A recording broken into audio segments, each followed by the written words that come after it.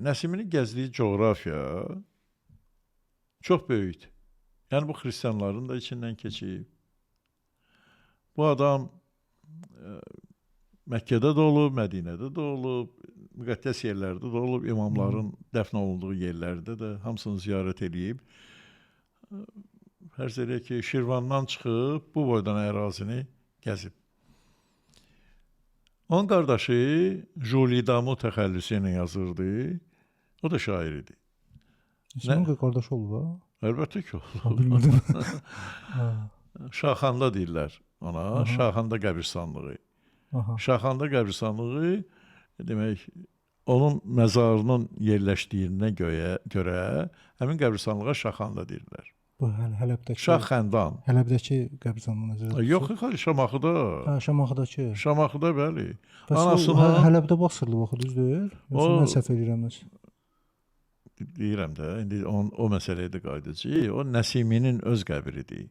Amma özü Şamaxıdan çıxıb da, Şirvandan çıxıb gedəndə qardaşı ona məsləhət edib ki, bildikləri cəmaat arasında, qara cəmaat arasında danışma.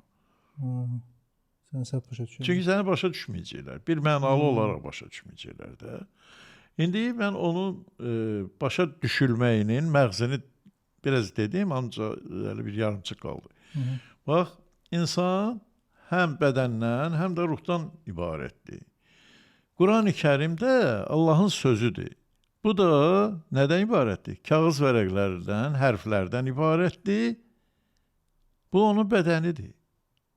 İnsanın bədəni Quran-ı Kərimin fakturası, materialı. Yəni hərflər, bir də kağız. Bunlar bərabərdir bir-birlərinə. Bir də var ki, insanın ruhu gözü görünmür. Allahın sözünün məğzi də, mənası da ruha məlum olur.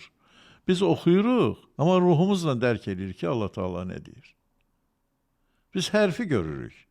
Necə ki, bir-birinə baxanda biz bir-birinin bədənini görürük də, ruhunu görmürük ki. Əlini görür, ayağını, gözünü, qaşını, saçını belə